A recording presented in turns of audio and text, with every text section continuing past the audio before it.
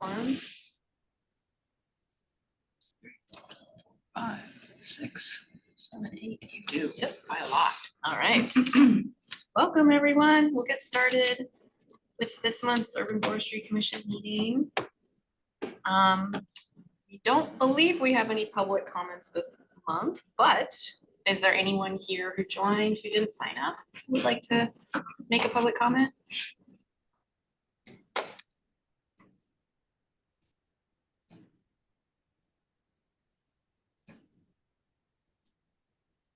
Not seeing anybody.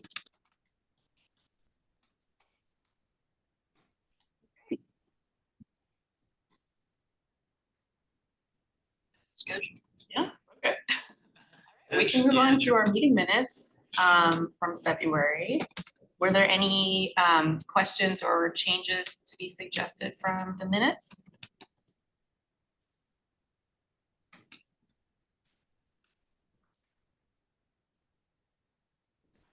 Okay. Do we have a motion to approve the minutes from February? I move to approve the minutes from February. I'll second it. All in favor? Recording in progress. Recording. Yes. Okay, any opposed? Any abstentions? One, okay. All right, like meeting minutes have passed from February. Wow, let's move on to the city foresters report. Okay. Good morning, commissioners. Can you hear me all right? Thank you for nods. This morning, I have for you, let's see how many. 7 items. The first of those is an update on the PGE Harborton project. This is the project for the power line through Forest Park. The City of Portland's hearing officer approved the project plan that PGE finally submitted. The public, including neighborhood associations and nonprofit organizations, can appeal that decision. The deadline for appeals is tomorrow, the 21st at 4:30. And if there is an appeal, a city council hearing will be scheduled. That's the next step in that kind of a process. We've heard that the Forest Park Neighborhood Association has already filed an appeal fee waiver request, and that the Forest Park Conservancy is considering an appeal, as is the Coalition to Protect Forest Park. And just to be super clear, the code hearings officer is part of the city, so the city's decision is complete. There aren't other parts of the city that are going to be able to appeal. That would be up to others in the community. My second item for you is about a project that you have not heard much about yet. So I'm going to give you some information today, and then we believe that this will be an agenda item in May for you all. It's called the Code Alignment Project. The city is currently reviewing potential regulatory changes intended to increase development and economic activity in the city. And this project is one part of that effort.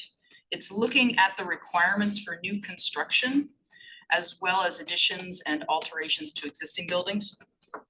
Some of the requirements under review are non-conforming upgrades, seismic retrofit evaluations, street frontage improvements, and street tree planting.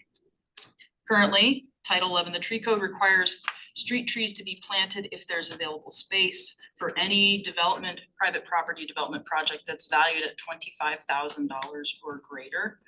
That trigger, the $25,000, has been unchanged since 1996 and now applies more broadly than it originally did. Obviously, things cost more these days, and so that trigger comes into play more frequently than it likely did in 96. So this project is looking at both suspending some requirements for a 5-year period. Again, the intention is to remove barriers and to encourage development, And the project is also looking at making some ongoing changes that would go past the 5-year interim.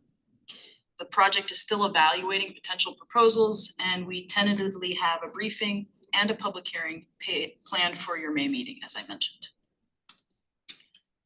So more to come on that. Third item is an update for you all on recent city council items involving trees. As you all know, it's a new form of government, new council members. So there's a lot of work being done on organization and logistics and how things go to council and what parts of city council.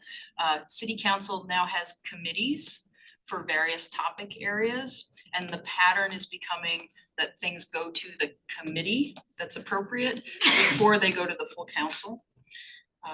Just background information for you all. So regarding council items, there are actually 2 in this category. Tuesday, the 18th, Vibrant Communities, Parks, Urban Forestry staff, and the city attorney briefed Councilor Novick at his request on tree permits and the dead, dying, and dangerous designation. He wanted more information about that. And the second of the 2 items is the Finance Committee, which is chaired by Councilor Zimmerman, has requested a presentation about tree permit fees from Urban Forestry and Parks, particularly around code enforcement, those fees. That was scheduled for March 24th, which would have been Monday. It's just recently been moved to April 7th to be included with that committee hearing from multiple bureaus about their regulatory fees. And we're right now looking forward to an update on what specifics the committee is interested in hearing about. We anticipate that instead of it being a whole committee session on enforcement fees regarding trees, it will be all the relevant bureaus presenting their proposed updates to their fee schedules, which you all hear today about tree permit fees. Fourth item, regarding recent related media stories, I wanted to say that we work hard to serve Portlanders and manage Portland's tree infrastructure. We've made many improvements over years. We also know that there's no finish line for that work. And we continue to work with the community and council on city code, culture, people, and trees. And as you know, the tree code update project will start next winter or spring, late winter, spring. And Urban Forestry has been working diligently to engage the community on their priorities, and that will help inform the tree code project. Fifth item, you all have been interested in heritage tree designations, particularly before the city required documentation on property deeds. So I wanted to let you know that that topic is planned for an upcoming commission agenda, probably in the next few months. We are working with the city attorney's office on that. Sixth item, the 2 new Urban Forestry Commission members are being proposed to council for appointment. That's currently scheduled for March 27th, next week. They are Vesla Lee and Matt Sanchez. Thanks again to Commissioners Commissioners Black and Lilly for helping with the interview process and selecting those folks. And of course, we have bios that those folks submitted, but I think we'll just wait till they're here and they can share those with you themselves. But we're excited to have those new commissioners coming in. We will still have another vacant seat, so we'll be starting a recruitment process for that as well. We'll fill you in on the details once that gets underway. And then the last item for you today is about Tree Summit 2025. Just wondering, anyone heard about this already? Nods, hands, yes, good. No, okay. So it's good I'm bringing it up. It is on Saturday, April 5th from 9 a.m. to noon. It's at the St. John's Community Center.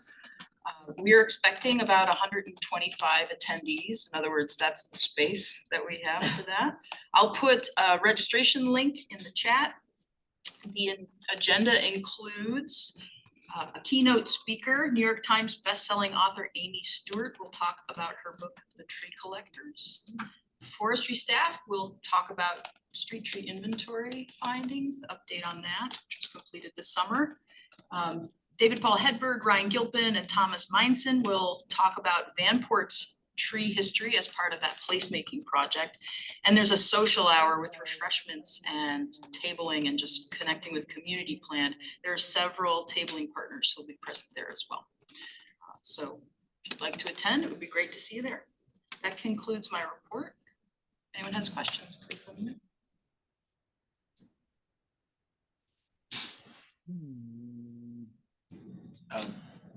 Question. Yeah, go ahead. Thank you for the cool name tags that we got. I'm not sure if anyone else has got them. I'm the only nerd that like drops these. Oh wait, mine's in my backpack. Let me get it out. Yeah, I forgot mine. Hold on. Excuse me, sorry. Okay, there we go. That was you. There's that. But like, I like showing up to all of the urban forestry events, like I'll be at the tree summit. So just thank you for name tag to go to wear to these cool events and represent the commission. Appreciate the efforts of staff putting that together. And happy first day of spring. Thank you, Commissioner. Commissioner Vandermark? Hello, I love that. Thank you, JR. My question, and I don't know if you can answer this, and I'm sorry to ask such a question, but is there any further context, I think, on our Counselor Zimmerman's proposal that you could speak to, Jen? I feel like there was some, in reading about it, just some proposals for some cuts that seemed potentially concerning within urban forestry's budget proposal. So I don't know if we've just heard anything more about some potential proposals that and you could be like, I don't know what you're talking about, and that's a fine answer too. Okay, thank you, Commissioner Vandermark, for the question. We do have on the agenda today, budget presentation, which will include details about the proposals that we're required to put forward. I am not aware of Counselor Zimmerman having particular interest in certain urban forestry reduction proposal packages. I think the interest in his request for us to present to his committee, the finance committee, was really related to information around how we enforce code and what the fees for that are. Probably related to recent media coverage or things he's heard along the way. And we're just waiting to see what form that will take now that the venue and time have changed and the agenda is different. We were very eager to present about our enforcement fees, because as you all know, they're largely corrective, not punitive, and we levy enforcement fees very infrequently. But yeah, it wasn't so much about budget, was my understanding. It was more about enforcement fees. Hope that's helpful. Goldstein? Yes, thanks. So about the Harborton decision thus far, do we have any information about kind of the hearings officer's rationale? Is that ever included, you know, in the files somewhere, or the record? And do we know anything about this officer? And is there sort of any history around city council reversing this sort of a decision versus question. rubber stamping it? Those are really good questions. Don't know the answers to them off the top of my head, but I can put a link in the chat for the announcement of the public hearing officer approving the PGE land use application submittal. So I suspect there'll be more information there. And we can look into the other parts of it, of your questions, like what is the record of council overturning? So we can get back to you on that, probably by email.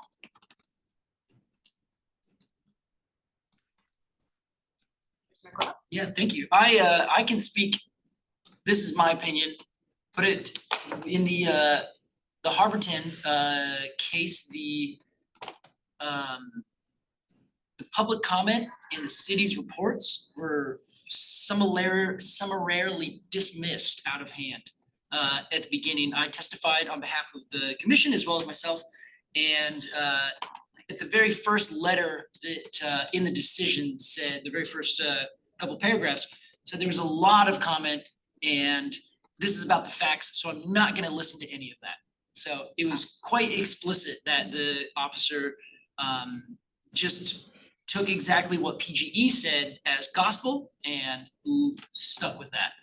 Found that they were in compliance with everything, even though many people disagreed. But also, City Forester Cairo, I'm curious what Commissioner Novick, what information, any more context about that in terms of what Commissioner Novick was looking for in terms of dead, dying, or dangerous trees. And you also mentioned these code changes. I'm kind of curious about what those ramifications are. So is it only the 25,000 that's getting proposed to be changed, or? I'll speak to that one first and then go back to Commissioner Novick. It is my understanding increasing or in some way changing that threshold to be more current. It is also potentially proposing to suspend street tree planting requirements for those types of projects for the 5-year period. What is those types of projects? They would be the ones that are triggered by that value amount. So it's a property improvement, including additions or renovations that are above a certain threshold, and that Yeah. threshold is being reconsidered. Okay, so if you have a, so there, maybe this $25,000 threshold will change. But also you're saying that they might just say you don't have to plant a tree anymore relating to a development if it does trigger this. Street tree, yes, Street tree. for 5 years, so a moratorium on certain city code requirements related to private property development. And then after the 5 years, whatever the new threshold is, would be reinstituted and continue forward. What's the rationale for that? The rationale is, and street trees is one of a few other things like seismic retrofits and some street improvement requirements. But the rationale is to help encourage development, housing development, and remove burden and barriers for those things. And it will be on the agenda coming up, and there would be a public hearing for it Yeah. because it is a substantive change to the tree code. Yeah, that's huge. And also, what about, is there data that suggests that there has been a lack of development? In my experience living here in Portland, there's a lot of development everywhere, every single empty lot. And yet the trees, planting a street tree is the thing that's causing that to be slowed down. I think, good question, and I'm hoping you keep that in mind for the agenda item that we will have probably in May. Mika Keenan is leading that project for the city, and she'll be here to present that, I believe, maybe one of us. Rather than it being a lack of development, which some might say is true, and perhaps there are data, I'm not aware of it, it's really triggered by the need for housing that is commonly felt to be an issue. I don't have statistics on that. That would be a great question for that agenda item. Yeah, I will keep that in mind because I cannot imagine that a street tree has any effect on the buildable area of a private lot. I think So- it's more, we're getting down the weeds here, aren't we? Sorry, it's not so much that it's affecting space. Mhm. It is affecting project cost and process. That is the perception.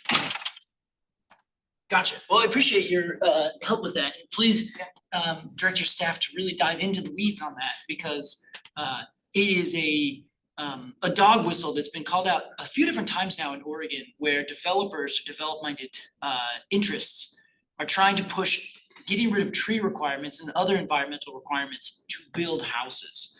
And that is, in my experience, the smallest of the things that does not actually block anything. It's more of an inconvenience half the time. And it makes things cheaper, but it doesn't actually stop any houses. So I would really would hope that the city could really dive into the weeds in terms of development and how many times a tree stopped development or even remotely slowed it down.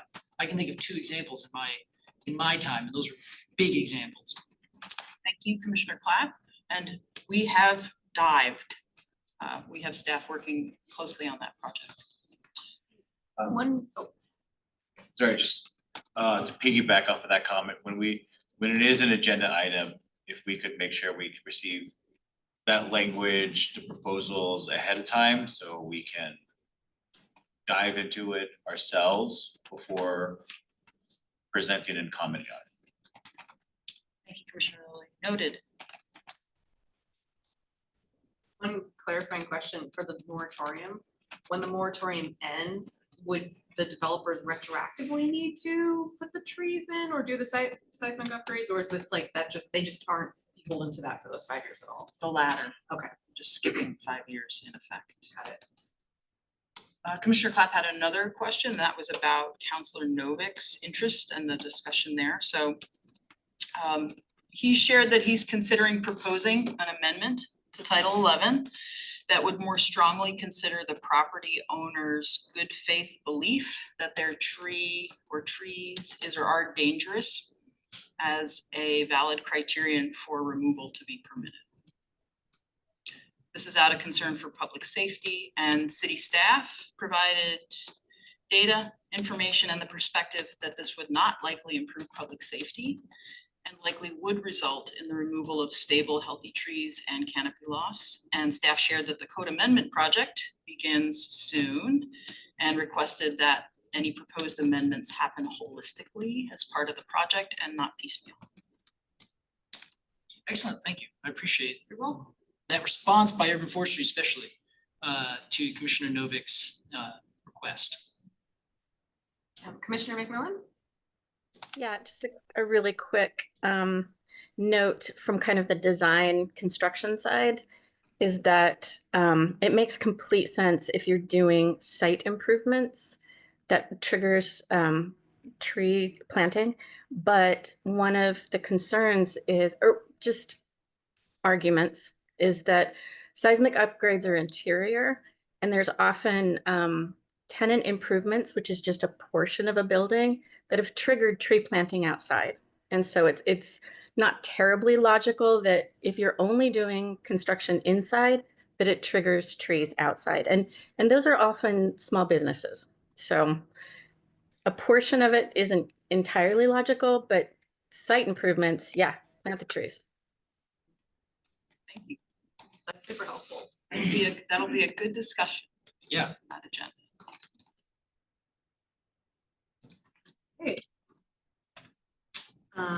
Thanks you all. I think we can move to our urban forestry community agreements discussion. And I didn't get to check with Brian. Did we get to check in with folks about that, Commissioner Lilly? And okay, great.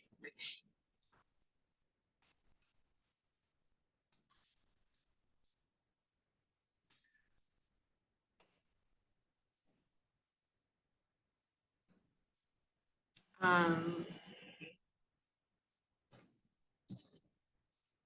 I think our goal here was to kind of review the agreements and especially having a couple of new commissioners joining us soon, just get those kind of finalized so that we're ready to welcome folks in with those.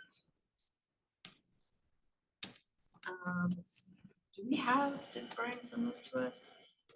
Yeah, they're in the agenda. They're on the web page. Yep.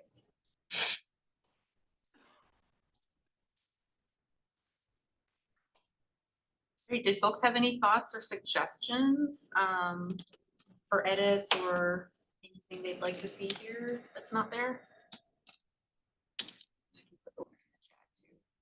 On it. If I could just share a few thoughts. Just to refresh everyone's mind, this was a process we went through. A few of us drafted this and then we brought it before the commission. And as a commission, we worked on the language and this is where we arrived. It was put on pause. But I believe no one had any at the time, no one had any disagreements or objections with these community agreements and guidelines. These were sort of like a set of values or an understanding of how we'll conduct ourselves as a commission. But also it would set up, I'm not sure if it's like a more procedure and protocol for these commission meetings, such as like if a community member were to come in and have some thoughts, what is our like protocol for responding or not responding? What is like our, if we have disagreements? So this is the building block for some of those processes yet to come, so there's still additional work. Recognize that. Commissioner Nelson? Where does this fit in with code language that prescribes what the Urban Forestry Commission is and does? Bylaws for the Urban Forestry Commission? Where does it layer in with that? I know this is maybe a relatively new thing for different entities, and so I'm just trying to figure out where does it fit in terms of authority. Does it go from one urban forestry commission to the next? It just I don't have the answer. That's why I'm wondering.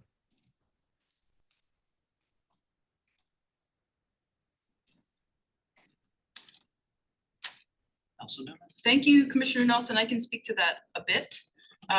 This would be below, so subsumed by the bylaws, which are subsumed by code. And they are something that the commission itself decides to create and implement and can change that decision whenever they want. So, and it is a practice that we are seeing more advisory bodies in the city take. Just to have, as Commissioner Lilly said, some written guidance for everyone on how the committees or commissions work together and what the kind of expectations are for folks.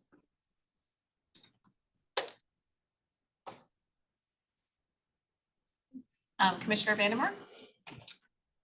My question is related to kind of ideas on how we'll continue to interface with it, because in some ways a document like this where just it's slightly lengthier, I know it's short, but that, right, like sometimes with community agreements, you like read them at the beginning of a meeting to like re-ground people in them, as an example, versus kind of like almost like a this is a bad example, but like a personnel handbook that you reference it as needed. So I'm just thinking like how our thoughts around how we'll make this more of a living, engaged document rather than just a document, if that makes sense. That does. That was one of my questions too. I think that's kind of up for a discussion for the group, like how, and what's our process if we feel like an agreement wasn't adhered to? Like, what would that mean? Or how would we address that? So I think those are kind of up for discussion. I don't know, we have a limited time right now, but maybe kind of an ongoing discussion for us. Commissioner Feldstein? Sorry, I needed to step away for a moment, so you may have already talked about this, but I think it really relates to Megan's comment and interested in the thoughts in the group.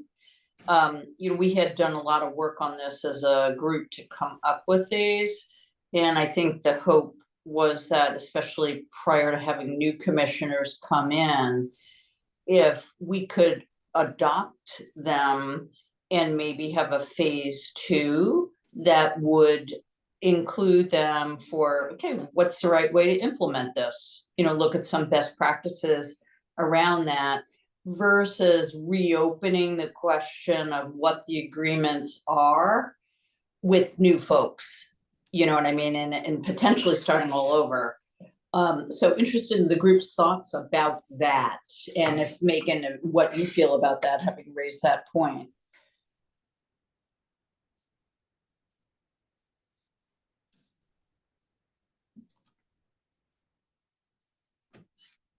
Commissioner Nelson?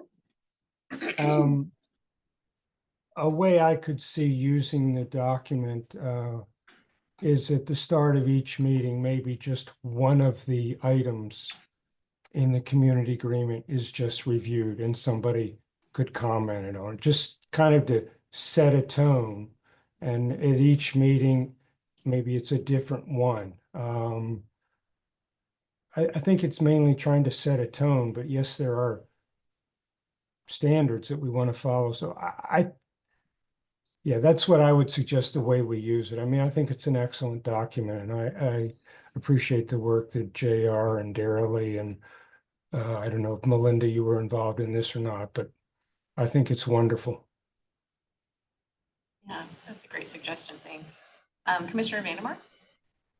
Well, Bruce, that was going to be my suggestion, so obviously I think it's a good one. I think too, because of just the length of it, I think it could be good to always have a way to reference it or link to it.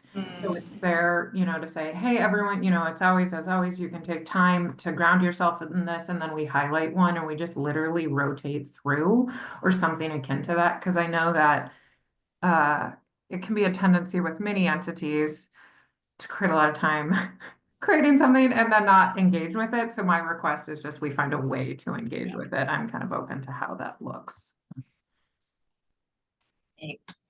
Commissioner McMillan? Yeah, I really like the idea of just looking at a principle before a meeting.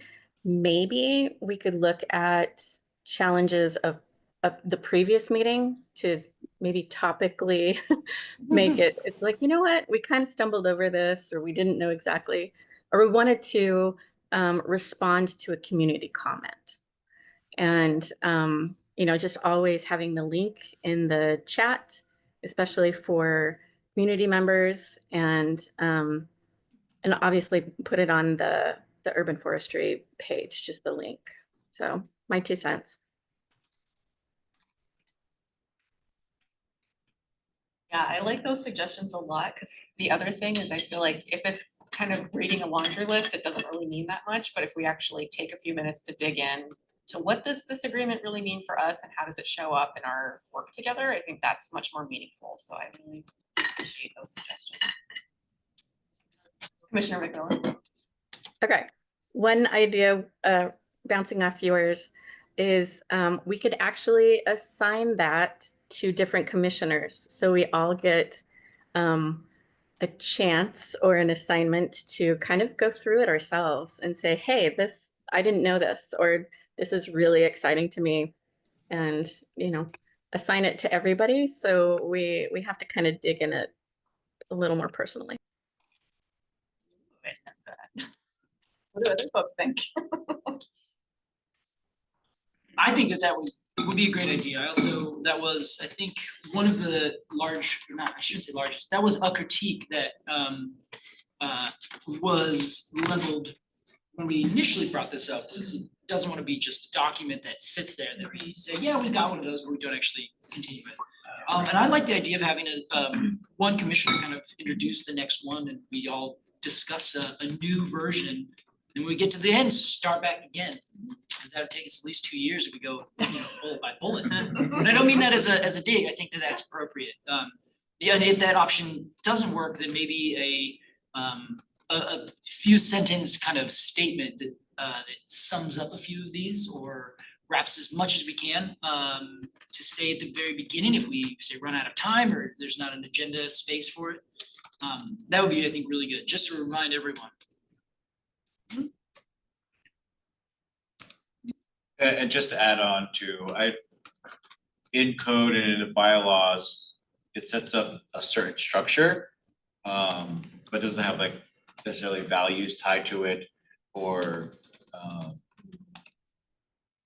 as a commission member, I'm not opting into what protocols was how somebody disagrees with me, and how I surrender power to the facilitator to navigate that space. So I think this community agreement sets up that, so if I'm out of line, I've already opted in my authority to the facilitator or to my fellow commissioners to hold me accountable in certain ways. So if there was a way, if there was a time I was out of order, I've already agreed to somebody checking me. And so, and again, it can be referenced that during like, oh, I disagree and you're out of line, and it's not like, well, I didn't violate bylaws, I didn't violate a code. This, that's something you agreed to these terms. I appreciate that, because I think it starts to speak to that accountability piece that we were all naming of what happens if someone does break one of those agreements. So it's kind of that agreement that like one of us will step in and address it for.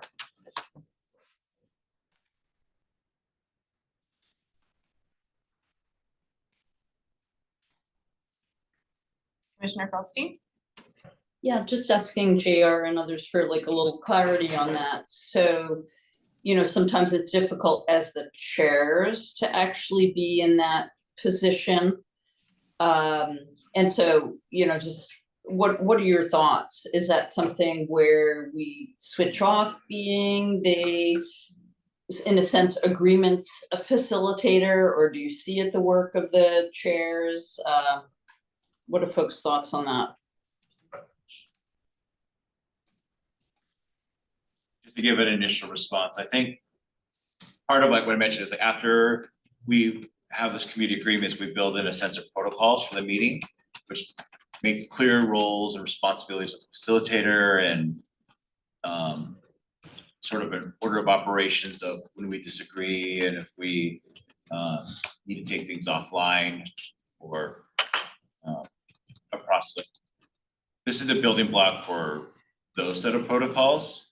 In lieu of that, right now, I think if every one of us agreed to these things, if somebody was acting in a line, I can say, Commissioner so-and-so, we agreed that we would make space for all communication styles and perspectives. You agreed to that, and I'm just making sure you're holding you accountable to that. Just using this language in that kind of discussion, as opposed to like, I think you're out of line because your loud noise is making me uncomfortable. We have a set of agreements we've already agreed to. So what I'm hearing is we'll want to make some space on a future agenda to get into those nitty gritty, like the Yes, procedure yes. part, yeah. The work will continue.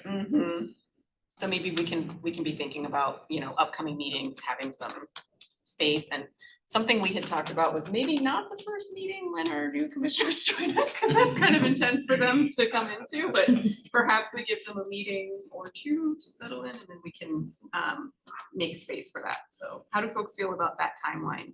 I know it kind of pushes things out, but I was just thinking about that experience for the new folks might be a lot to walk into, so do folks feel good about that? Yeah, so would we kind of adopt this or potentially adopt it and then figure out the kind of further protocols 2 meetings from now, so the May meeting? That seems like a good timeline for folks.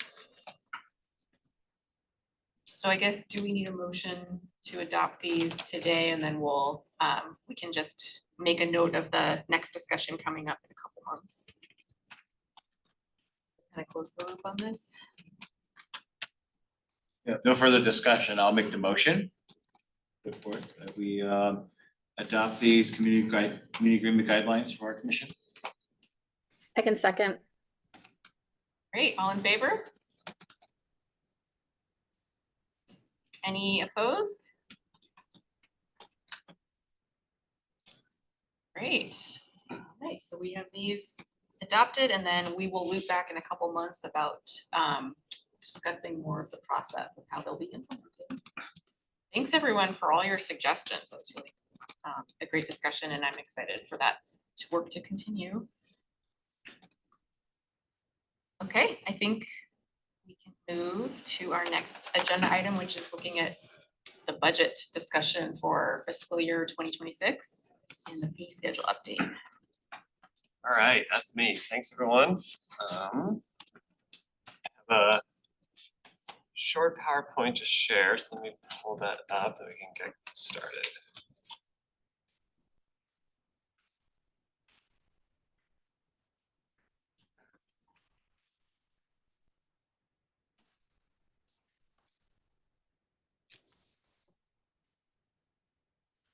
All right, so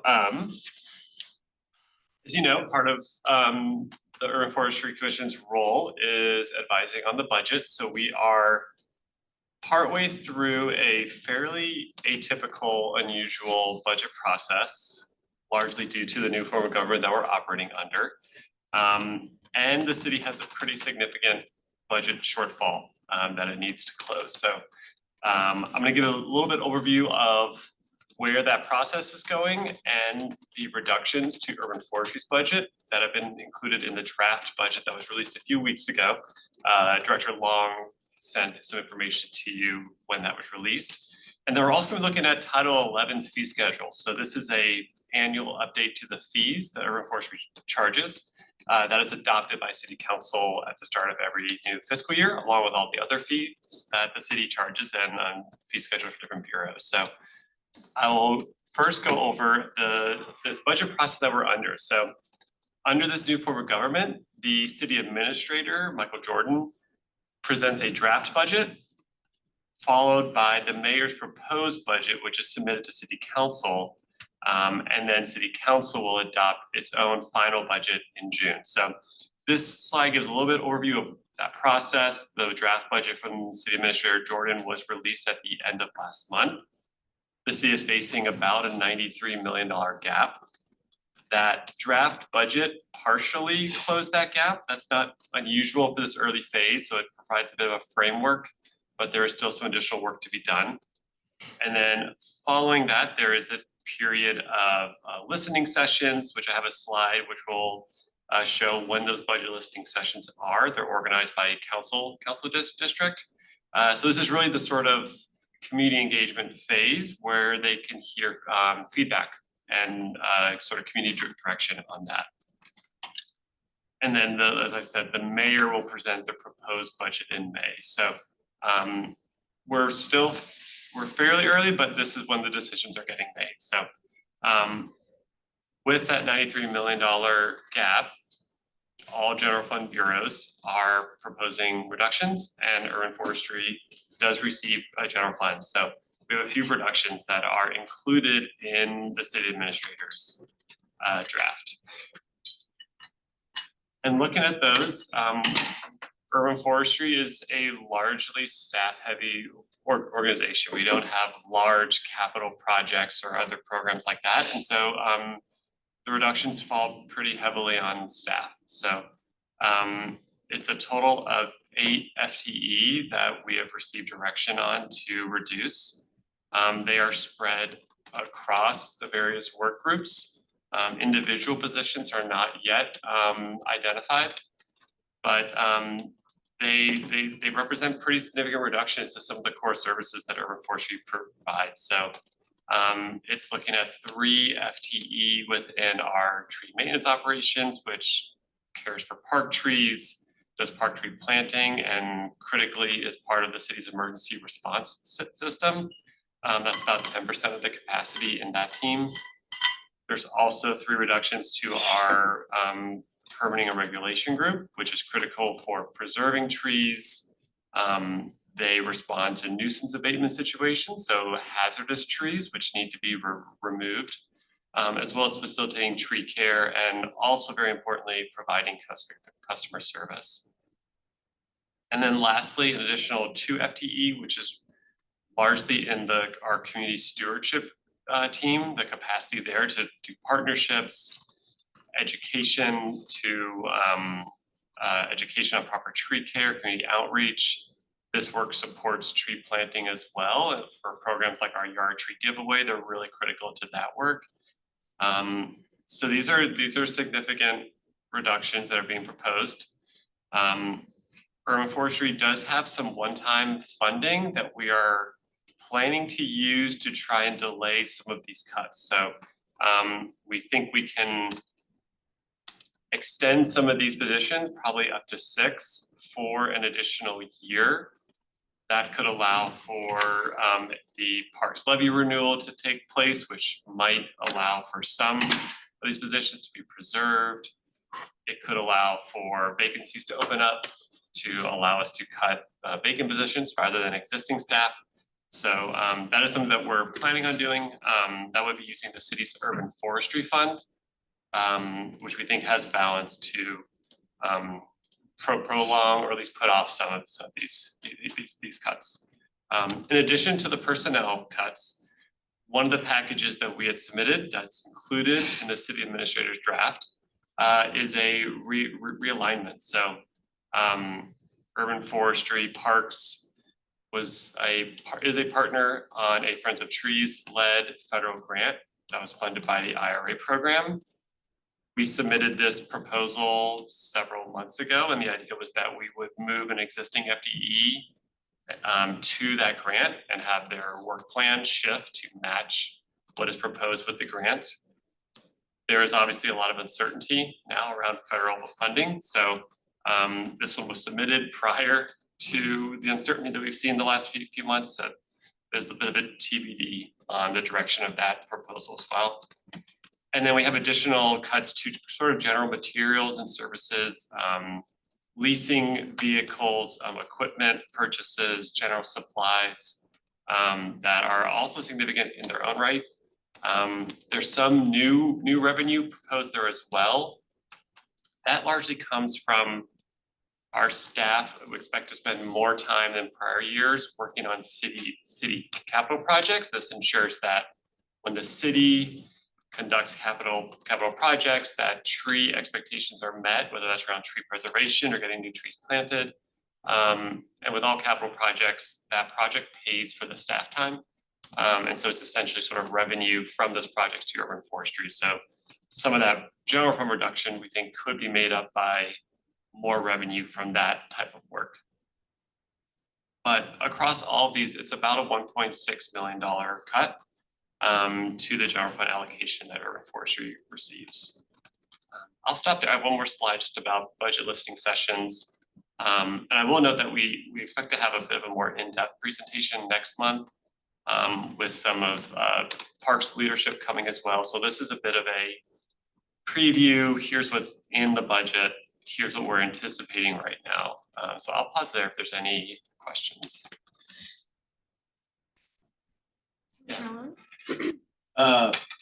With the personnel reductions that are proposed here, just to help me put it in context, like each one of those line items is 3 of how many FTE is like 3 of 5 or 3 of 50? Yeah, exactly. So both our tree maintenance operations, the first line, and pruning regulation, the second line, are around 30 staff. So it's looking at about a 10% cut across those, each of those. And then the last one, our community engagement stewardship education team is for 4 staff. So that FTE cut is basically half of that team. Yeah. And part of the reason that that one is a little more concentrated is that whole work group, our science outreach and planting work group, is largely not general fund supported. It's mostly Portland Clean Energy Fund supported and our tree planting and preservation fund. So unfortunately with the general fund reduction, it does kind of focus the cuts on that team specifically. So it's not a reflection on like what is What- valued in any No, way or not anything at- like that, not it's at just a all, funding no. stream. kind of Yeah, a question. exactly, yeah. Co-chair Feldstein? Yeah, just had a question about that last one, that, community stewardship, communication, et cetera. So those are mostly new people, right?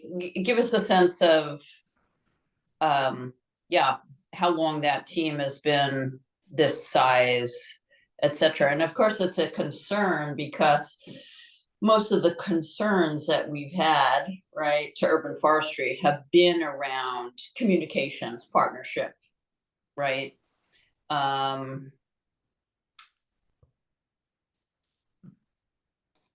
Thank you. And that's correct. Most of those team members are newer, those positions are newer, with newer team members. And that would be an impactful reduction. I will mention that Remember, we're talking here about general fund levy, not PSEF. So we do have the new PSEF tree protection and care initiative, and part of that has a public education and communications element. It's a little bit different from this. This group, community stewardship, focuses more on in-person programs, neighborhood tree stewards, youth conservation crew, decoding the tree code, tree walks, those sorts of things, volunteer planting events. Whereas that communication with the public about there are tree regulations, for example, and what those mean to property owners or the services of trees, that's more intended for the new funding because we haven't had capacity to do that. So still important, but I just wanted to draw that distinction for you. Commissioner Nelson? Maybe you just answered this, Jen, but how much of this cuts are happening in personnel that deal with development, new development?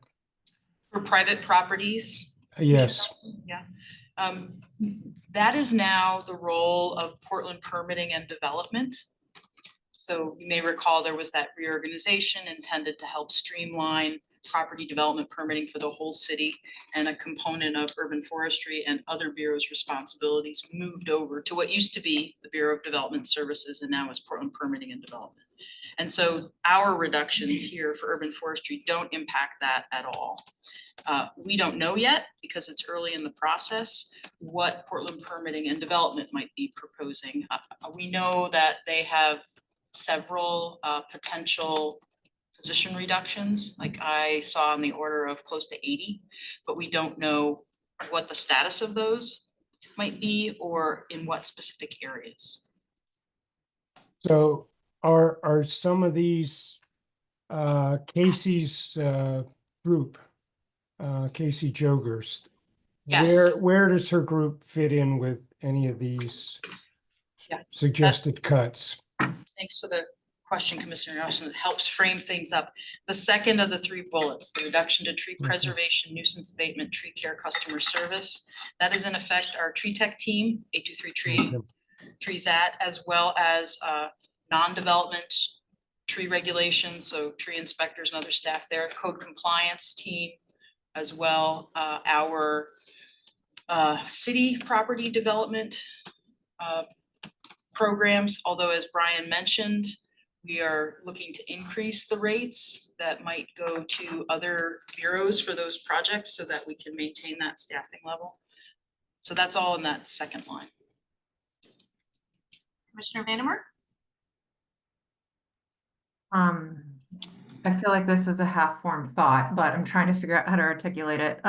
One thing I'm just thinking about, both for urban forestry, but also the city, right, is kind of the volatility of the general fund, which is always a reality, and just kind of, I want to localize it to urban forestry, but realize you're part of parks. Just, I know there's been a lot of efforts in identifying, right, different funding streams for urban forestry and parks, but just kind of thoughts around how, if possible, to continue to add further stability, and if that's part of that proposal is just to move further and further from relying on general fund dollars. Yeah, I think that is largely where the Park Sustainable Future effort is looking. The most tangible option at the moment is renewing the parks levy on the November 2025 ballot at an increased rate that it's currently assessed right now. City Council has not made a decision on that. They have not shown, they've not voted to send it to the ballot. So I think that is still being worked on. But I think that is largely, I think, where Parks is going, is recognizing that general fund largely goes to Parks, Police, Portland Fire, and Rescue. Those are the three ones. And obviously there's always very little appetite to reduce public safety, which often leaves Parks. Parks contributes to public safety, our rangers program, community programs, community centers and we know that a healthy tree canopy creates safer communities as well. So obviously, if you do a little more holistically, they all contribute to that. But knowing that that does make general fund a little bit more of a risky proposition, you can be over leveraged on your reliance on that funding source, which I think is where Parks is looking through the Sustainable Future program to renew the levy at a higher rate to avoid future cuts. Yeah. And we can ask Adam at our continued budget discussion at next month's meeting, we can ask the park staff that are coming to speak more to that effort.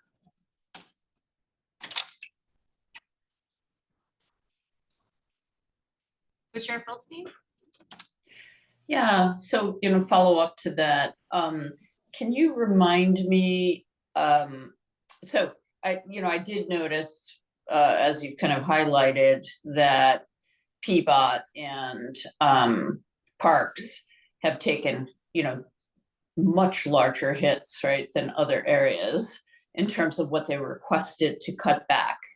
But can you remind me of kind of how urban forestry, what percentage overall they're taking a cutback compared to Parks as a whole? And then, I just wanted to make a comment that one of the things that really irks me, and one of the reasons why I think we have to be at the table with other infrastructure, is this is the way it always goes, right? Parks take the first hit, and it's my feeling that Portlanders don't want this anymore. We don't want community center. We don't want the good of Portland gutted out of Portland. Yeah, I can say that within Parks, all divisions are taking the same percentage cut of the general fund, and it's good. It gets a little bit wonky, but general fund and Parks levy are sort of a mixed resource at this point, so they're kind of functionally together. And so all the divisions within Parks are taking the same percentage cut of those resources.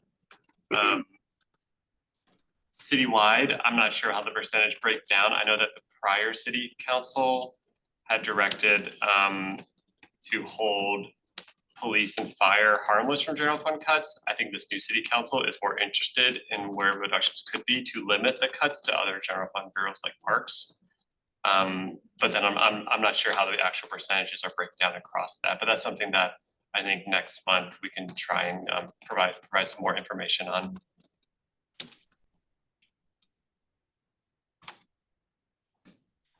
Can I just ask one quick follow-up on that? So I know, some folks have raised the possibility of, creative funding types of schemes, including, redirecting PSEF or slightly changing that, as well as other, borrowing Peter to pay Paul. What do you know about that, and what are your thoughts about that? I don't know much about that effort. I don't really have much to share on that, sorry. And I know what you all probably have read, which is some city councilors are interested in exploring ways to use PSEP funds in a new and novel method to try to reduce the reduction impacts from general fund cuts. That is yet to be seen, how that plays out, what that will amount to. Reminder that PSEF was created by city council for certain purposes that are not the same as general fund. And so that will have to be a part of any conversation that city council has in regards to how to use them. It was really community-centered climate action, green infrastructure, workforce development type funding, a lot of which is intended to go to community groups and not government. Commissioner Nelson? When we have the presentations, more detailed presentation by Parks personnel, on the budget. My preference is I don't really care what the Parks and Recreation overall budget is. I would prefer that they focus specifically on urban forestry, as our time will be limited. I would also like them to dive deeply for as long as I've been on the commission, or maybe a little after I started. The discussion about sustainable futures, in my mind, has gone absolutely nowhere except use PSEF money.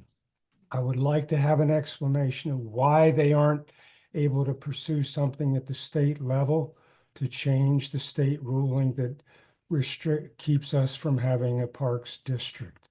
I cannot believe getting nowhere as far as I can see. And PSEF is a short-term solution, and doubling the parks levy is not what I consider a really appealing solution.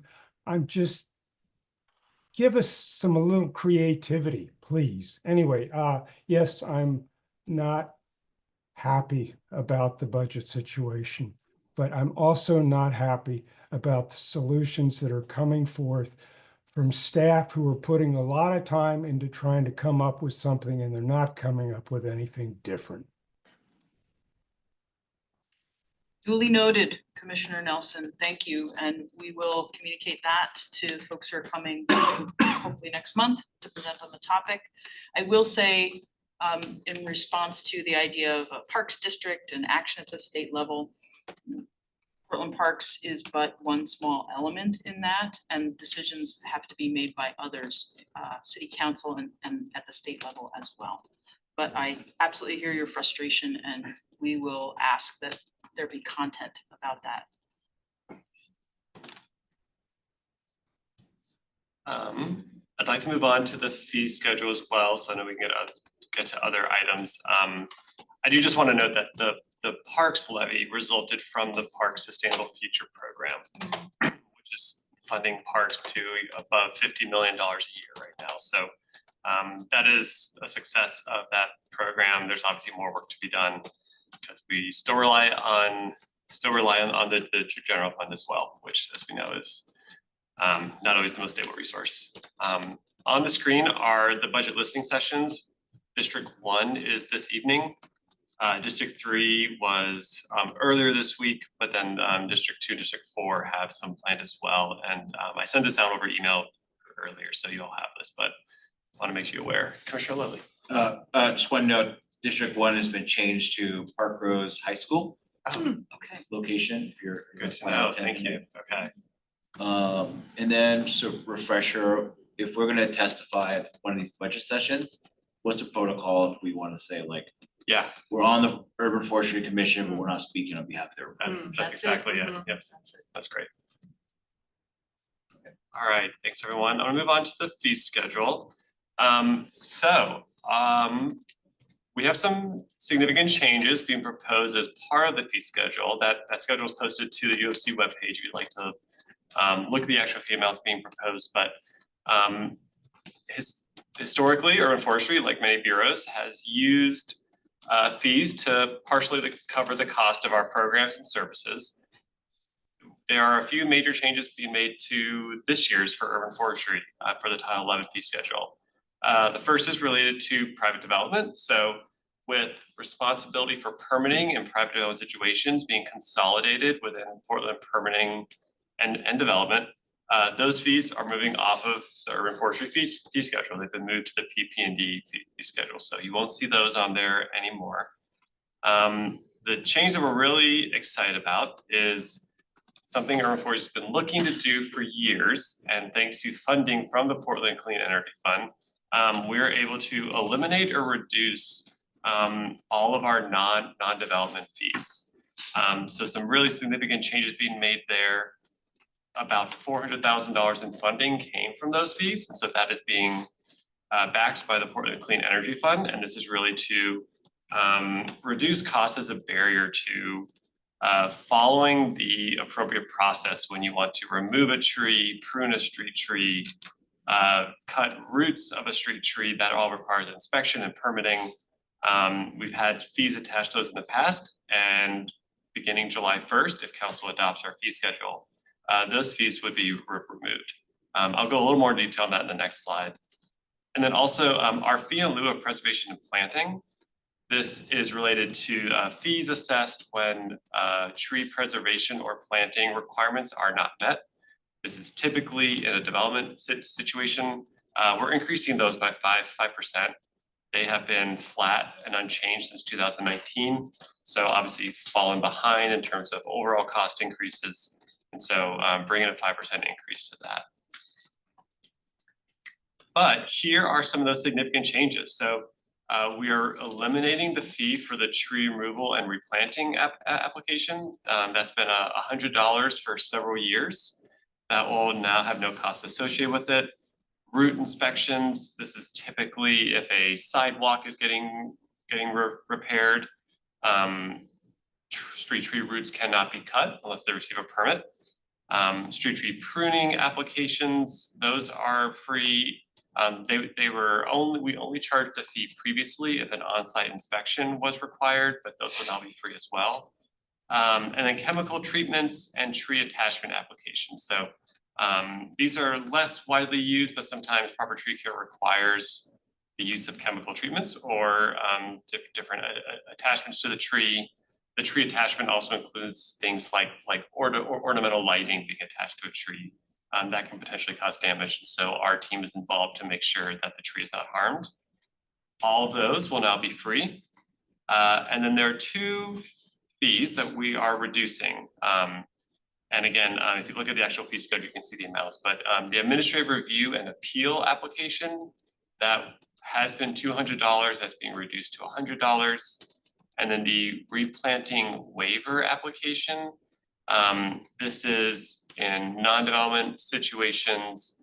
If a property removes a tree, but they meet certain tree density requirements that are in code, they're not required to replant.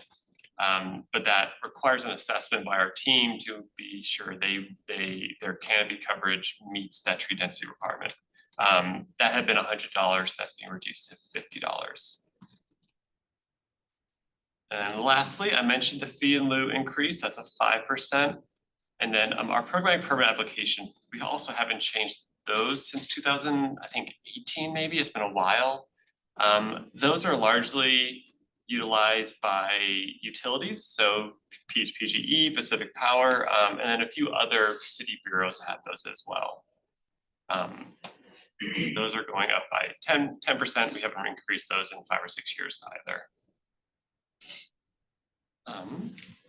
So I'll stop there and I can pull up.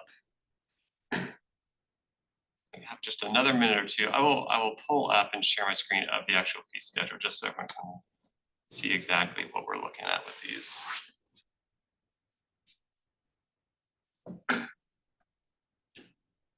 So this is our fee schedule, that fee in lieu section. You can see that used to be $450 an inch. It's now $472 per inch.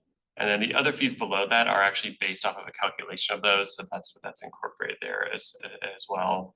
And then here are those non-development fees mentioned. So you can see no charge on most and lower rates for the others. Our enforcement fees are unchanged. And then the programmatic permit fee has increased. Any questions on that?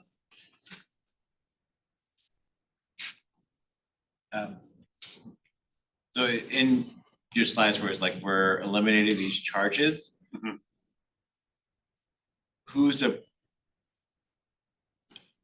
essentially what's who's that gonna really affect? Is that mainly like homeowners? Is it developers? Is it businesses? Good question. Yeah.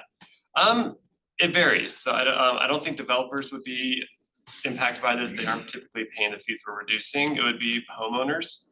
A lot of times the tree removal application is submitted by the tree care provider, but they pass on that cost to the property owner. So ultimately the property owners are paying.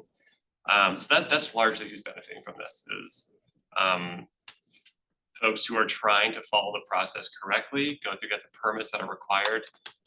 Removing that $100 fee, I think is a way of just reducing that barrier. One thing we know too is, conditions change with a tree, so they might be worried about it. They submit a removal application and we say it's healthy, but then the condition changed 3 years later. And then they don't need to incur another cost if they want to come out again and look at it. So trying to make this as seamless a process for folks as we can. Commissioner Nelson? So the PSEF money, the 400,000, is that 400,000 for 5 years? Or is it just a 1-year thing? Yeah, good question. It is part of the tree protection and care program, which is a 5-year allocation, but within that it's $400,000 per year, correct? So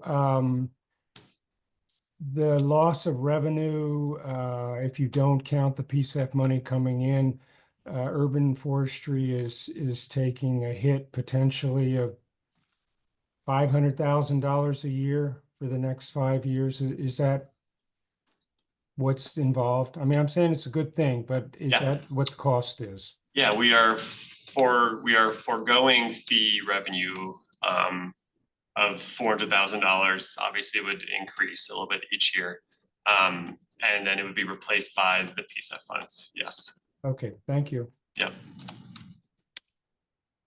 And a reminder, yes, unlike the rest of the city budget cycles, which are typically 1 year at a time, the PSEF funding is in 5-year increments. And the intention with tree protection and care and equitable tree canopy is that those will continue in further 5-year increments beyond the current. And that was a consideration in our thinking about the fee schedule changes. Commissioner Vandermark? And just, Brian, I apologize if you said this, sometimes digesting a lot of information, some seeps out my brain, but, and just for a clarification on a couple of these, so for like fee in lieu, this is in essence someone saying, I'm not going to replant, is that right? And so I'm, I'm paying a fee in lieu. Great question. Yes. So, man, that could be its own presentation, but largely what that fee in lieu is in development, a tree is required to be preserved, and through the development, it's removed, they pay mitigation. But there are other less frequent situations as well. One is if they don't plant a tree in development, they're required to plant. So that's typically an on-site tree is required to be planted. If they don't plant it, a fee in lieu per tree is charged. It is also an option in non-development situations. So if you remove a tree on your private property and you don't want to replant, the fee in lieu is an option there as well, so that it funds tree planting elsewhere. Okay, yeah, thanks. I think that it's so, and with so many of these things, it's so confusing, and I'm sure at some point I remembered more of those details. The other one I just want to ask about is related to enforcement and looking at some of them where there's like a monthly fee, right? That's if someone has, or I could just ask you to explain it, but Sure, it's like understanding, I'm both wanting to understand kind of what it means and how it can impact people, but also how percentage of revenue, is this a lot or is it pretty minuscule? Sometimes understand that contextually. I feel like sometimes the coverage gives an example that doesn't speak to maybe how likely or unlikely this is. Yeah, this is great. I think it'd be great for us to come back and give a more holistic presentation on this, but I think I would just say that those fees are charged quite rarely and infrequently, and it does not generate much revenue for urban forestry. I think we are preparing to potentially go to the City Council's Finance Committee to talk more about that topic. So we have been running some data analysis. It's something about less than 1% of code compliance cases move to some of these higher enforcement fees. And they're the more serious sort of egregious situations where we are struggling to get the situation resolved and ongoing compliance met. So I would actually love for us to come back and share more about that, because there's been some unfortunate misinformation put out about that part of our program. But yeah, I'd be happy to return. And as I mentioned, I think Jim, my mentioned receiver report, I'm not sure we can send over email. We do think the Finance Committee of City Council is going to be discussing this in the next few weeks. And so we'd be sharing that information with all of you too. Awesome. Thank you, Brian. And I think, yeah, that would be great because it's confusing. And I think because of how confusing it is, people can often misinterpret the information. Absolutely. Yeah. Thanks. I just want to do a quick time check, 'cause I know we're running a few minutes behind now, but because I think we also were hoping anyway, but Jared. Yeah, just to, when we do come back to have a presentation, I get a question a lot, especially with like people read the newspaper articles and everything, and they think we're just here to like bury them with fees. Yeah. So just like knowledge on like how many applications do we see a year, how many get denied? And like what's the story like, because it's probably blown way out of proportion, but I just need numbers to combat some of that stuff. Absolutely, yeah, we can absolutely prepare that. That's a lot what the Finance Committee has been asking us about, and so we've been doing that work, and I think we'd love to be able to share that more, so that's great, thanks. There was one other piece which we had talked about planning for this meeting, which was having commissioners put together a letter about budget recommendations. Thank you, yes. Do we want to take a minute for that right now? Yeah, if the commission is interested in submitting a statement to City Council concerning potential budget cuts, I would recommend appointing someone to draft that at this meeting and then aiming to approve it in next month in April. That can be submitted before the mayor's proposed budget in May.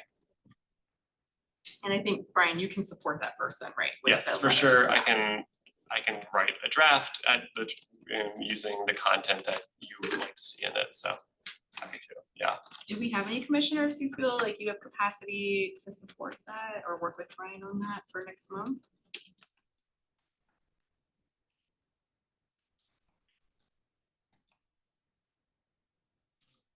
I don't have capacity, but I'm willing to help.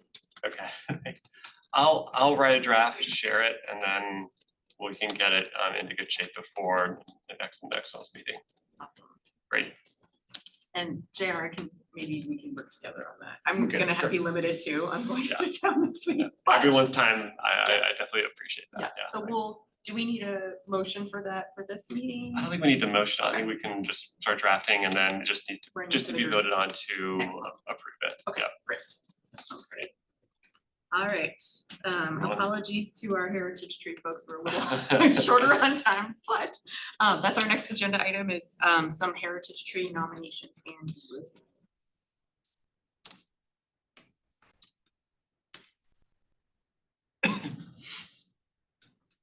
Thanks, everybody. Hello again. Thank you, UFC Chair and Commission, for allowing me to be here today. Your attention on Heritage Trees. I'm happy to be here and share an update on the Heritage Program. Today, I'm going to briefly go over the program, 8 nominations and 6 delisting requests.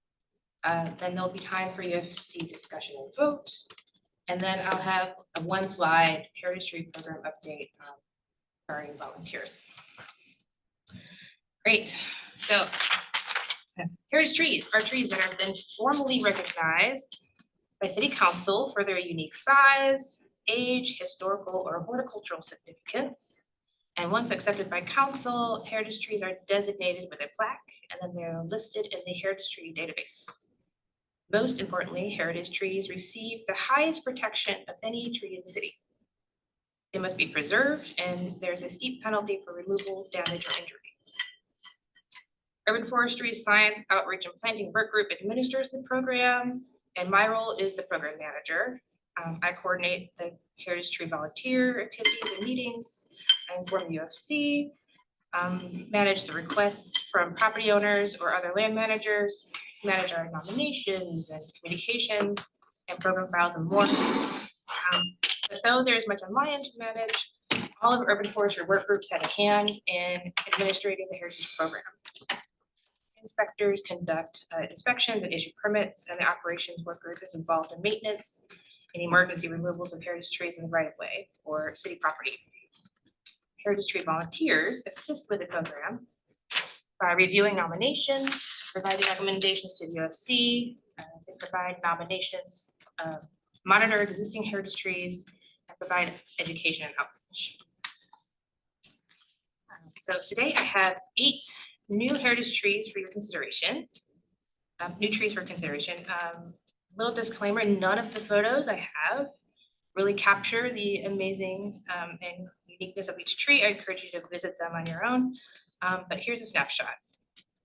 Of these trees, 2 are on private property, 5 are in parks, and 1 is in the right of way.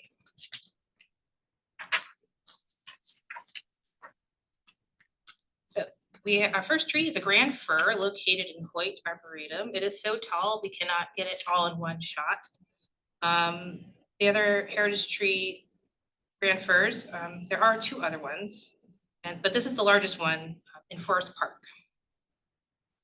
The next tree on the right is a black tupelo located at Holiday Park near Lloyd Center. There's only 1 other heritage tree black tupelo, and this neighborhood only has 4 existing heritage trees. There's a Coulter pine located at Berrydale Park in Mondavilla neighborhood. Right now, we currently don't have any Coulter pines. We lost the only one we had a couple years ago due to standing dead. But this tree is comparable, if only a little smaller. We have an eastern white oak at Laurelhurst Park that is particularly impressive. Has canopy a spread of 100 feet across and a height of 107. This one's particularly my favorite of the group this year. There's a golden rain tree located in the Richmond neighborhood. It is a new species to the heritage program. We don't have one currently. It's a medium-sized tree at maturity that provide expansive shade. So this is a good representative of a mature tree that does well under power lines, relatively speaking. It responds well, it doesn't get too tall. We have a Spanish chestnut located on private property in Southeast in the Hotspur Abernathy neighborhood. It was nominated by the landowners as their grandfather planted it many years ago. And throughout 4 generations of the family living in this home over the past 100 years, this tree has provided delicious nuts, shade, beauty, and is well cared for as a member of the family. There's an Oregon white oak in this year's slate. This is located in Arbor Lodge. The neighborhood currently has 4 heritage trees, and compared to other Oregon white oaks designated, this tree is within the average range of size and height and estimated age. The tree is nominated by the property owner with a desire to protect the tree for the future. And our last tree is a yellow buckeye located in Kenton Park in the Woodlawn neighborhood. There are 2 other yellow buckeyes currently designated, but this neighborhood has no heritage trees. So this would be the first. This tree is one of a pair, and the northernmost tree was determined to be the most largest in size and best condition of the 2. It was recognized in a nearby Park Terrace, which is right next to the playground there. Buckeye leaves embedded in the stonework. See that? In the lower right. Those are the proposed nominations. And I'll go through. Claire, you want to define what it means to have tree removals, designations, and removal of designation, and the associated processes for the commission. So tree removals typically describe the physical removal of the tree, and there are more detailed definitions of the code. But heritage trees can be removed if there's an emergency or with the consent of UFC. But we are not recommending any tree removals today. Designations and removal of designations or delistings are changes to the status of the tree and the level of protections it receives by city code. The UFC may recommend designations to city council for nominated trees. And you can also recommend delistings upon request or when designation is no longer appropriate, often when the tree has been removed. And then city council approves these designations or delistings by ordinance. So since last March, the Heritage Tree Program has experienced 2 emergency removals and 4 non-emergency removals. The UFC has approved removal requests for number 64, 116, and 154 that were all in severe decline and hazards to the right of way, so we are not discussing those trees today. Heritage Tree 1 and 19 were emergency removals, and we will briefly touch on those. But Heritage Tree 146 was requested for delisting by the property owner, and this is a new case for your consideration. And I'll provide more details. Tree 1, first tree in the program, also known as the burl elm. I launched the program in the early 90s. It suffered severe large limb branch failures in 2024 ice storm. It dropped major scaffold limbs, and then later that summer, it dropped another large limb. Because the tree crossed into the right of way, Urban Forestry performed emergency removal in August. There were a number of community requests to salvage the wood from the tree, and after the announcement of removal, and given the tree was free of any pests or diseases, we got approval and we were able to salvage the wood. So right now we have a couple cuts from the wood available at Mount Tabor Yard. Some of them are preserved, and one will be donated to Oregon Historical Society with the heritage plaque so that the public can visit in a public exhibit. Right now, like this week, the rest of the wood is being milled by the miller that we have contracted. So that will, once it's milled and kiln dried, that will also be delivered to the carpenters at Mount Tabor Yard. We don't have any projects planned yet, but we will keep you posted.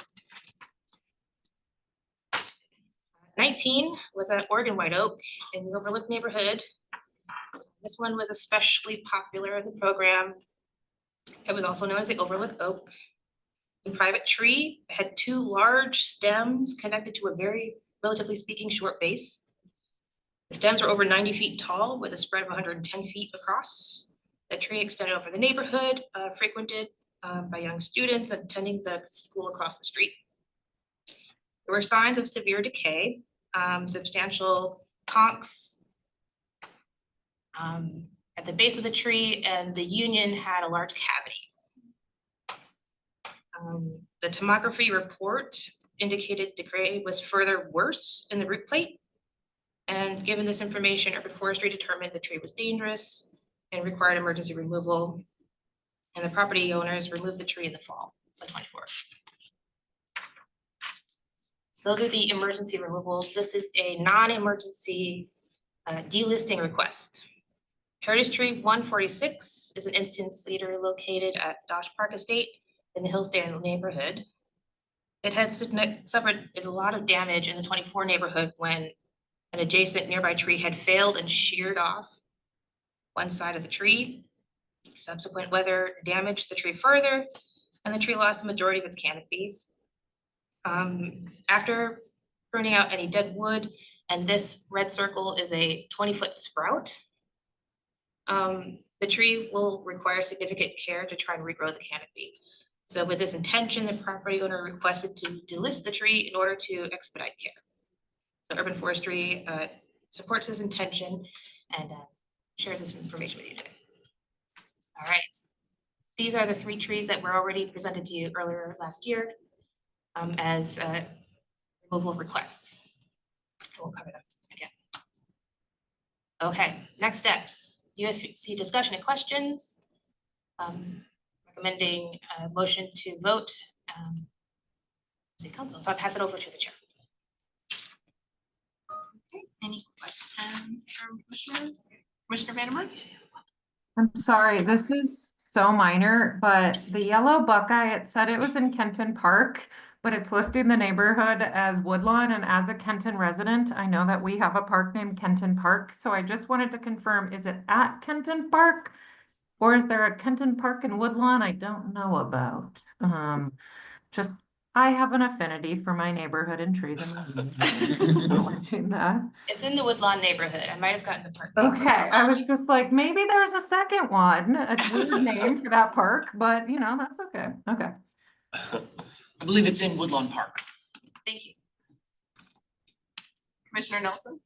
Yes, I want to remind my fellow commissioners that when new trees are adopted into the Heritage Tree Program, there is, if it's in a public space, that's additional cost for urban forestry because they're responsible for the maintenance of those trees. If it's in private space, it's imperative that that be listed on the deed. I know that's one of Sam's responsibilities, but we are way behind on private trees that have that on the deed. And personally, I would rather see her work go into taking care of that old responsibility than bringing new trees to us.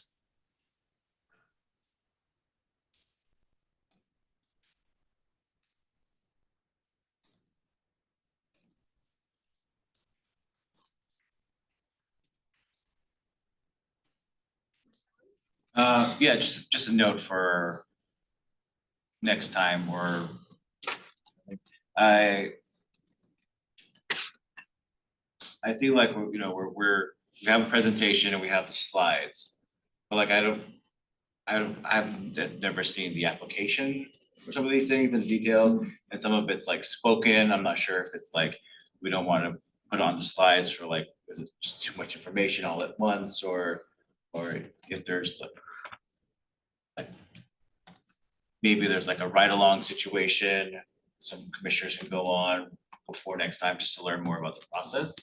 Because I appreciate the like simplifying pages of documents into a slide, but also would be curious on learning more about that before next year rolls around. And just so that I understand, because I want to know more about like what my recommendation for delisting and everything, kind of the impact that means.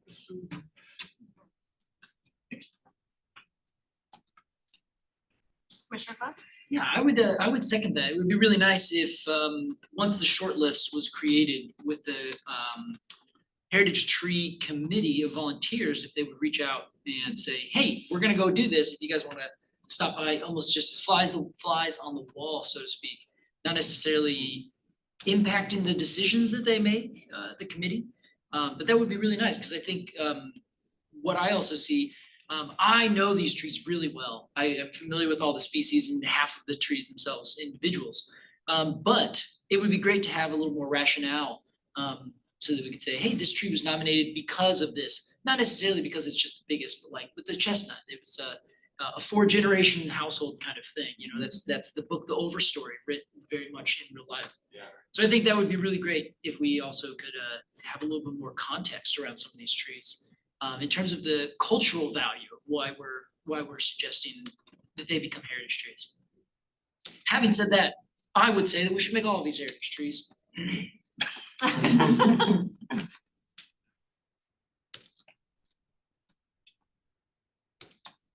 Piggybacking on what you said, I hear you, Commissioner Nelson, and it did make my heart a little happy that with the tragedy of losing an Oregon white oak, we're gaining another one that will be protected because they're so important for the habitat area, and so uncommon to see really beautiful big ones like that. So I'm glad another one's going to join the ranks.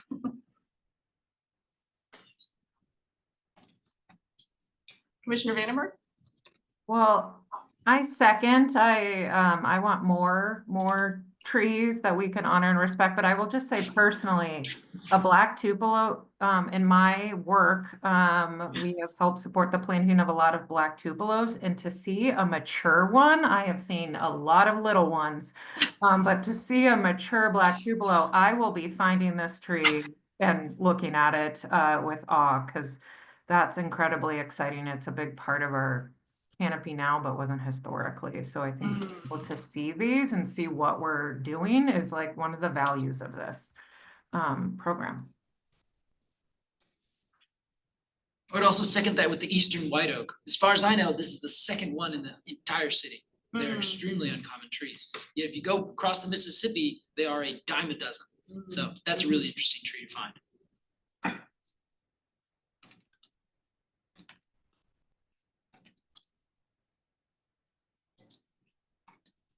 it looks like, any other questions that I think to a motion to recommend the designation requests? I move to approve all of the recommendations brought forth by Sam. I And can I'll go in second. second. Great, all in favor? Any opposed? Okay, great. Everyone, we got back on track. Do we need a motion for delistings as well, or was it just for the? It sounded like your motion was for all For of the all. recommendations. Okay, got it. Is that clear to all commissioners? Is that true? Thank you. Yeah. Great. Thank you, everybody. One thing, Sam, also, you had one of the scientific names wrong there. You had Quercus alba for the Oregon white oak and the eastern white oak. Thank you. I'm not sure that's gonna, it's just one of those things where if it just gets put onto the tag, that would be horrific. Thank you. So, bring it up. I So there's no understand. bystander effect here. Thank you. Thanks for catching that. All right, last slide.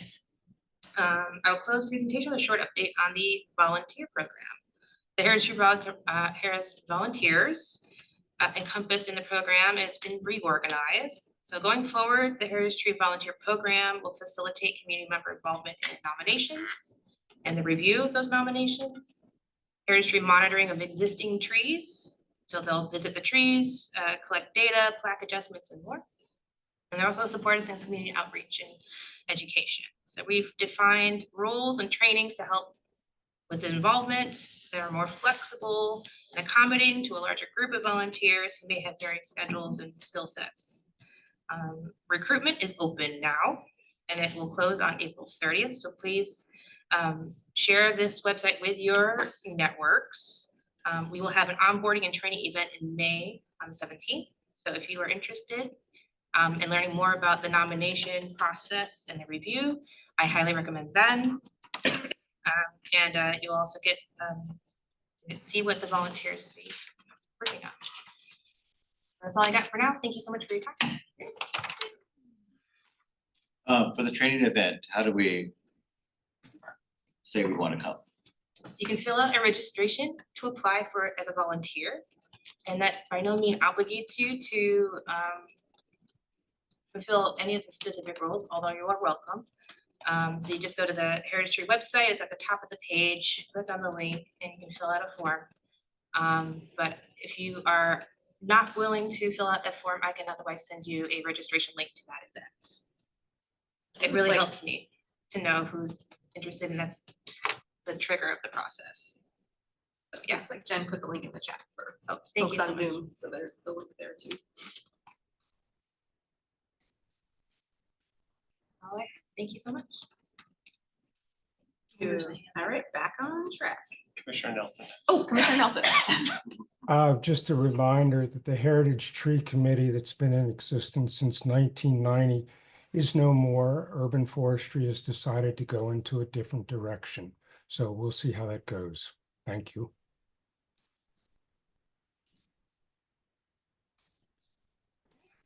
We can move to our urban forest plan feedback. Yeah, so this is just space for the UFC. We presented the draft plan last month. It's been open for public comments for, actually, that was the day we released it, so it's been open for public comments for a month, and our public comment period extends through April 13th. But this is just, this is really one last opportunity to provide feedback in person. You're always welcome to email comments, submit comments, or even ask just to meet with us individually if you want to talk to anything. But this is just space for the UFC to give any other spoken comments, feedback on the plan.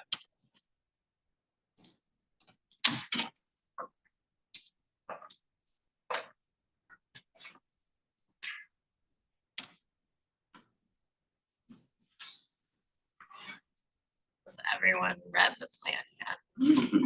To varying degrees. It's long, it's not brief. I have a question. In next year, you staff will be working on code, changing the code. Mhm. One thing that has come up in discussions that I've had has been, will this plan translate into action? And I know, of course, in the plan, there is plenty of actionable items and goals, things like this. So are those, is it very explicit that this plan and things in it will be things that are informing the next phase? Not just, here's a great plan, here's our expectations and our aspirations, full stop, next thing. Right. I don't want that, to be Yeah. clear. Yeah, great question. That's absolutely the expectation that the plan lays out. A lot of the action items are already underway. They're new things that either the city or Urban Forestry has been doing the last few years.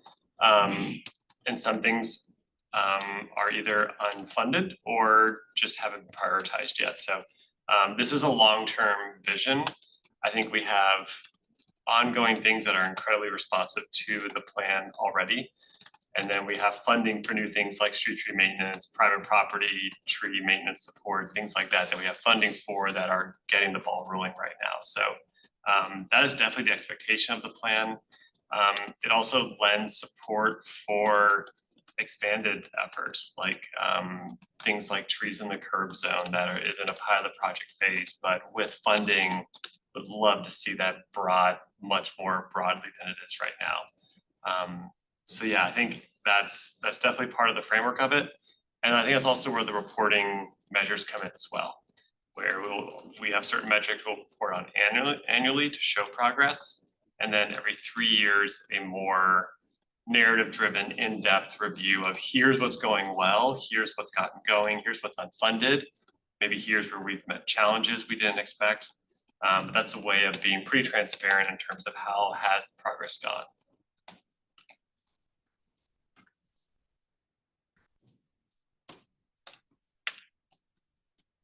I have a question on like so I think this, a lot of community engagement was involved in developing the plan. Once the plan is passed, like city council adopts the plan, who is then the community engagement?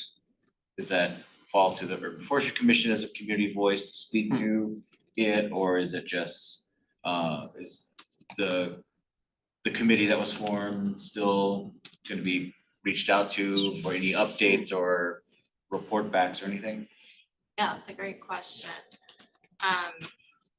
So the community advisory committee we created for the plan, that will be over. So that was just for the creation of the plan. But a lot of people on that committee, other people engaged in other community groups, will continue to coordinate with them. We have a specific action in there about coming up with a communication and kind of improving strategy to improve collaboration with community groups to help us implement the plan.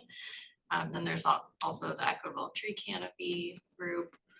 So there's a few different ways that we can work. Yeah, We're certainly open to suggestions too for that. It's something we talked about a little bit at our last community advisory committee meeting. But certainly if there's specific ways that you want us to be working with groups, specific groups, or different types of stakeholders, we're definitely open to that. Co-Chair Feldstein? Yeah, just a question about the input that you're getting so far since the draft has been released, if any, from the community, anything new or interesting? Yeah, so we had an open house, which had pretty great attendance. I think we had 80 people there. So there was a lot of excitement there, mostly like everything I heard and saw from the comments was pretty positive from that. Generally a lot of support for our tree canopy goals. So that's been good to see. In terms of the comments, I haven't checked it the last couple of days, but initially we're receiving mostly a lot of support, some comments about things that are not related to the plan itself, but just general feedback for urban forestry, which we'll definitely review. But I would say overall, good support.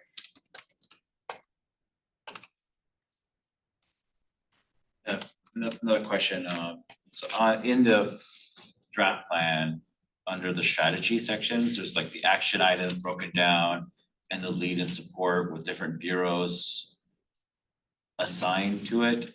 I'm just looking at this and I'm assuming that those bureaus have agreed to those action items. It is part of their plans, correct? Yes, absolutely. We did not put anything in the plan with someone's name or bureau's name on it without their approval. So all the bureaus that are represented there or agencies were on our technical advisory committee. And so we met with them several times to talk through these actions and make sure they're comfortable with them.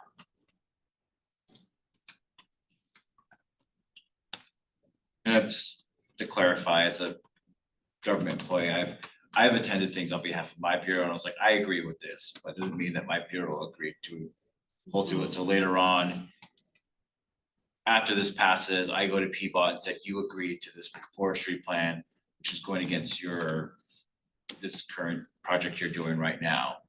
I can hold them accountable in that way, because the bureau agreed to it, not the person. Yeah, the bureau, they had multiple, I think at least 3 times to review these, make changes. And another time now, like just as we're doing this public comment period, we've also opened it up to staff. It's definitely a tool to hold people accountable. I would add to that, this still needs to go to city council, which means it also needs to go through the administrative leadership structure of our new form of government, which would include the city administrator and the mayor. And so while bureaus have their priorities, we do take direction from a city administrator and a mayor. And so this does need to go through that approval process to get to city council. So we've heard from bureaus. We have not gone through the full city approval process yet. So while bureaus are supportive, obviously we all report to a city administrator now. So just want to caveat, there is still approval steps ahead before this is actually adopted. Chair Feldstein?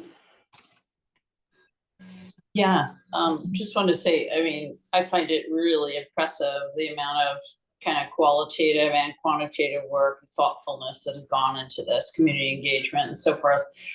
Remind me what the plan is, and I'm sure it's in there, for sort of adjustment as time goes on, of the plan, or, you know, top measures or how you measure them and that sort of thing. Yeah, I think it's code calls for it to be reviewed on a 10-year cycle. So I think that's what we're planning on sticking with. This was a substantial complete rewrite of the plan, since our existing one was the 2004 Urban Forest Management Plan. It could be in 10 years from now, we would expect to have changes to be made, but may not require as comprehensive as we did with this project. It doesn't mean that we can't be responsive on a shorter time period either though. So we might identify a real need to shift some things in 5 or 6 years. So that's not necessarily built into this plan. But that's the expectation that code sets out, that at least every 10 years, we're looking at it, seeing if it's still a sort of like relevant plan.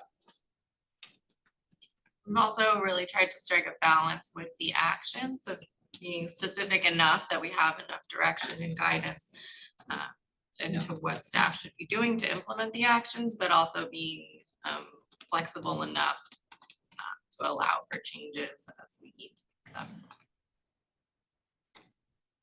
Yeah, like one that came to mind was if the city's able to assume care of street trees, that would be an obvious change that would have to be made. Right. To clarify. Yes, exactly.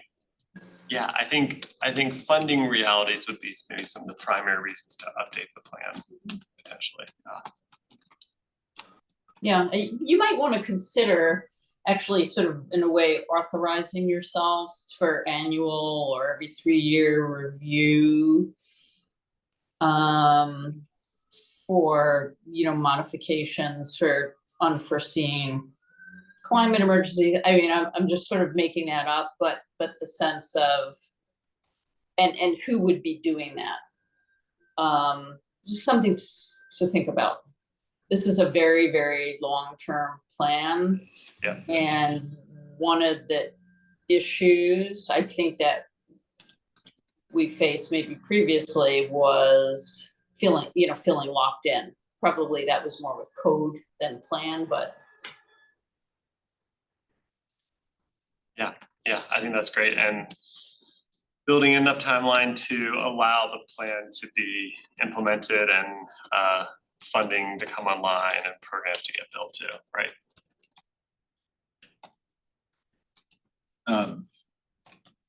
Just to follow up on that part. I'm having like, I'm coming around to visualize it. So we're talking about it being a long-term plan, long-term vision. But if it's could be updated every 10 years, and the most, timeline on these action items is 10 years. I think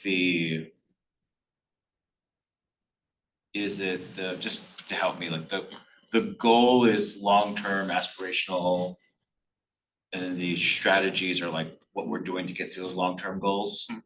Okay. Yeah, exactly. Yeah, that's right. And then so it's, I like at the end, there's the tracking progress and accountability. And it says that at a minimum, plan should be evaluated for update every 8 to 10 years. I might suggest, if not here, somewhere being like in 2035 or by 2030 to revisit these things. Just to put it more in front. And then if there's like a planned engagement or timeline of like, whether it's 3 years or 5 years, do a check-in with community engagement. The partners gets, at least it's just getting the community advisory committee back together to re-engage them. Or if there's any significant changes, what that process will trigger. Because a lot of times it'll be like, we did all this community engagement, we passed the plan, and then 5 years later, someone's gonna change it. So if there's gonna be any major changes that it triggers, checking back in with the folks who were involved. Yeah. I think we can take a look at that.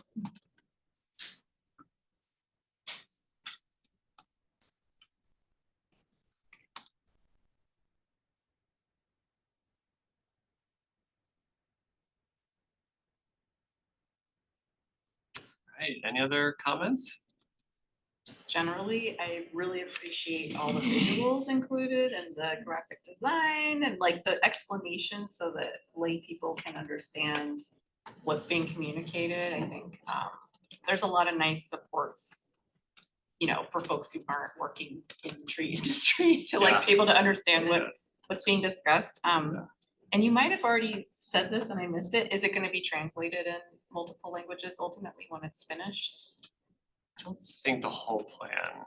Yeah, so at the moment, we have the executive summary, shortened version of the executive summary that's already been translated because we used that at the open house. And so we're gonna look to see, once we have the English content finalized, what we can do. At the moment, I would say we don't have it budgeted to translate beyond the executive summaries. Yeah, just to help improve accessibility for Yeah, folks, for sure. especially at least in the most commonly spoken languages in our city. And great photo selection. I know. Like proof that I did get my hands dirty.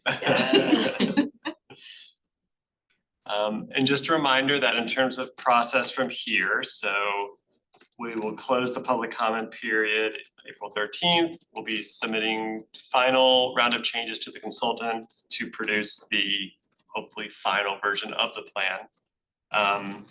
And then Urban Forestry Commission still has a formal approval process in terms of submitting this to City Council. So we will be coming back to the UFC for your final vote to recommend the plan to City Council. So I think that's gonna be in June or July. I forget exactly the timeline, but sometime in the summer, we'll be coming back for that final vote.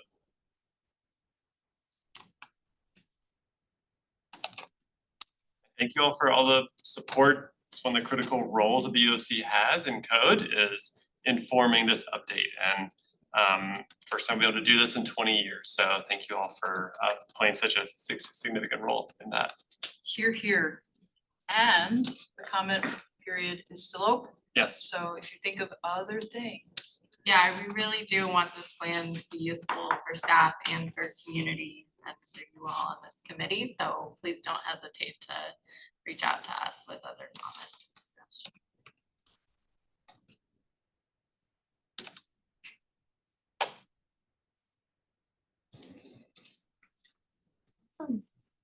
Other questions or comments from commissioners?